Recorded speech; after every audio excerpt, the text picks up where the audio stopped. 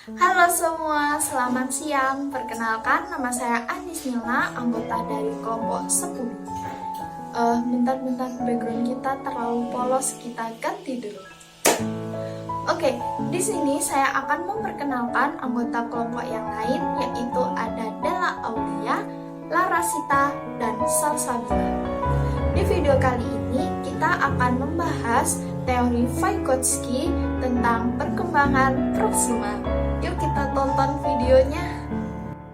Oke teman-teman, sebelum kita membahas perkembangan proksimal, kalian tahu nggak sih siapa itu Vygotsky? Aku kasih tahu ya, Vygotsky itu seorang psikolog Rusia yang terkemuka. Kok bisa? Itu karena kontribusinya dalam teori perkembangan anak. Salah satunya yang akan kita bahas hari ini yaitu Zone of Proximal Development. Zone of Proximal Development itu apa sih? Ngomongnya aja susah.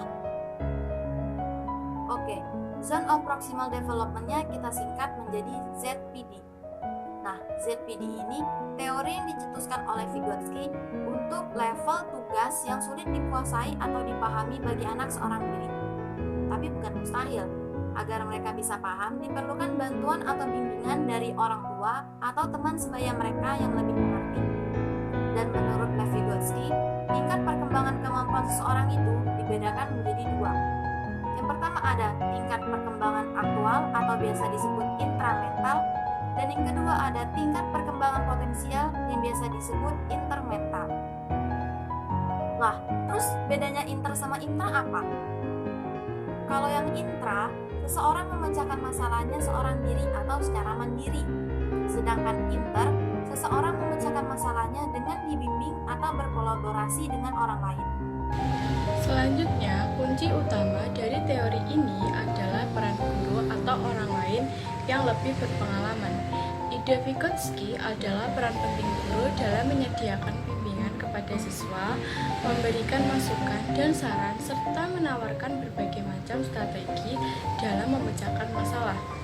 Trianto juga menambahkan bahwa menurut Vygotsky, proses pembelajaran akan terjadi jika anak bekerja atau menangani tugas-tugas tersebut masih berada dalam jangkauan mereka, yang disebut dengan Zone of Proximal Development. ZPD ini berupa daerah tingkat perkembangan sedikit di atas daerah perkembangan seseorang saat ini. Selanjutnya akan dijelaskan oleh Salsabila. Selanjutnya, saya akan menjelaskan tingkat perkembangan Zone of Proximal Development menurut Tarp and Gallimore yang dikutip oleh Johannes. Tingkat perkembangan ini memiliki 4 tahap, yaitu tahap pertama, tindakan anak masih dipengaruhi atau dibantu oleh orang lain.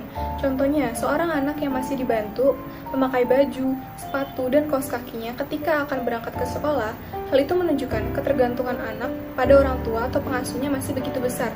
Tetapi di saat bersamaan, anak tetap memperhatikan cara kerja yang ditunjukkan oleh orang dewasa.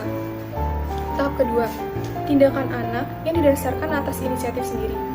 Anak mulai berkeinginan untuk mencoba memakai baju, sepatu, dan kaos kakinya sendiri. Walaupun masih sering keliru memakai sepatu antara kiri dan kanan. Memakai baju pun masih membutuhkan waktu yang lama karena keliru memasangkan kancing. Tahap ketiga, tindakan anak berkembang spontan dan terinternalisasi. Anak mulai melakukan sesuatu tanpa adanya perintah dari orang dewasa. Setiap pagi sebelum berangkat, ia sudah mulai paham tentang apa saja yang harus dilakukannya. Misalnya, memakai baju, kemudian kaos kaki, dan terakhir sepatu. Tahap keempat, tahap terakhir, tindakan anak spontan akan terus diulang-ulang hingga anak siap untuk berpikir abstrak. Terwujudnya perilaku yang otomatisasi, anak akan segera dapat melakukan sesuatu tanpa contoh tetapi didasarkan pada pengetahuannya dalam mengingat sesuatu kegiatan. Bahkan ia dapat menceritakan kembali apa yang dilakukannya saat ia hendak berangkat ke sekolah.